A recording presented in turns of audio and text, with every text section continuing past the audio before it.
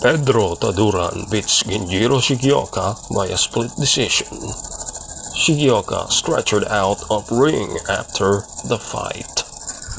Ginjiro Shigeoka was taken from the ring on a stretcher after his rematch with the defending champion Pedro Taduran of the Philippines.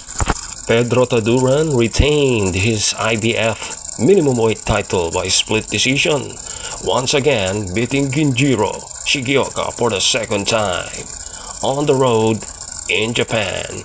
But the bigger story came after the fight when Shigeoka was lifted onto a stretcher and taken from the ring.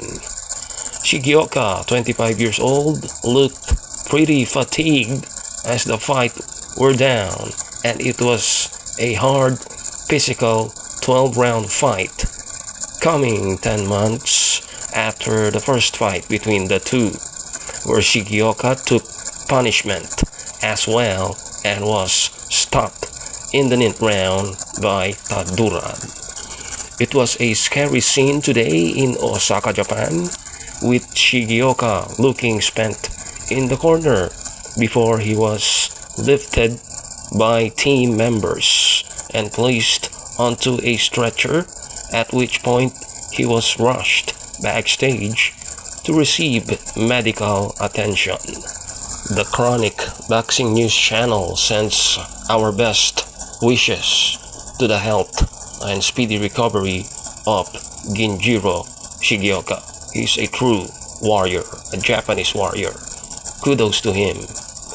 In the fight itself, Taduran, who now has a new record, 18 wins, 4 losses, 1 draw, 13 victories by knockout, seemed to do the stronger, more consistent work, especially in the second half of the fight.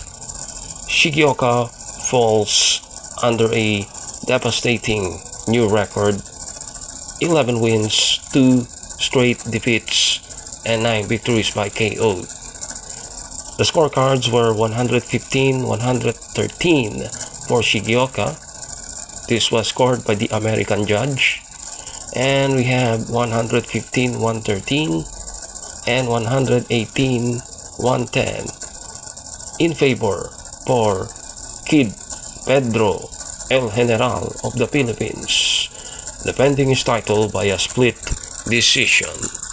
Congratulations to Pedro Taduran, who successfully defended his IBF minimum weight world championship, beating Shigeoka 2 times in a row. This is a great accomplishment for Pedro Taduran and to the Philippines.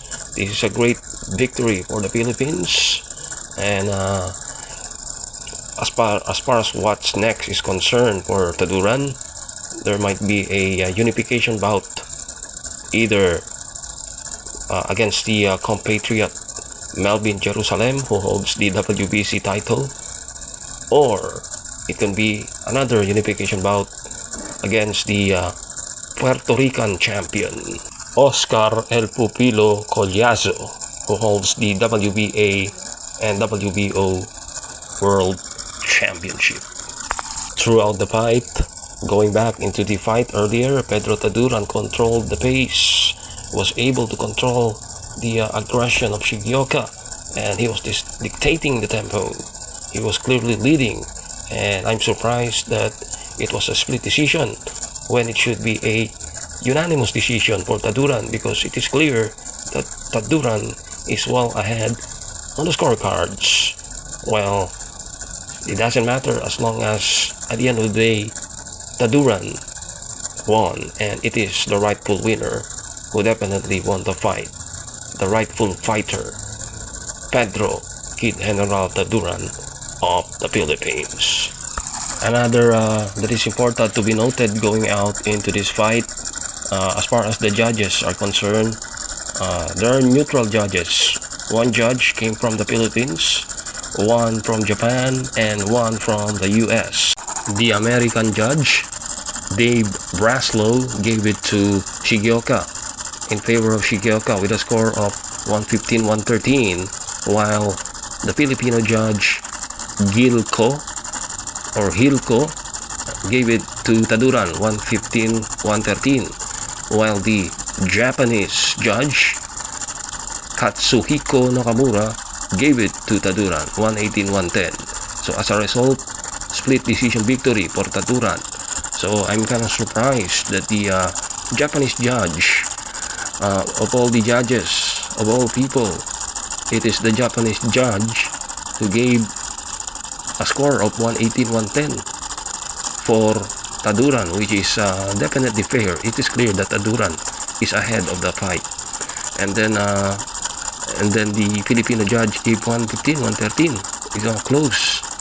Well, I don't understand. The American judge, Dave Braslow, gave it to Shigeoka when obviously it was Taduran who is ahead. But anyway, it doesn't matter because at the end of the day, the right fighter won the fight. Congrats to Pedro Taduran, who successfully defended his IBF title. Still champion, Pedro Taduran. Now, let's go to the main event, the fight between Angelo Leo and Tomoki Kameda. So, successfully, Leo defended his championship by a majority decision. So this is another great fight that happened earlier. 12-round fight, highly tactical fight between Kameda and Leo. Leo, congratulations for winning, for defending your IBF Featherweight Championship. The contest was Leo's first defense of the belt. He won with a stunning 6th round finish of Luis Alberto Venado Lopez in August. There was to be no repeat of that devastating knockout because Leo was made to work by Kameda for the full 12 rounds.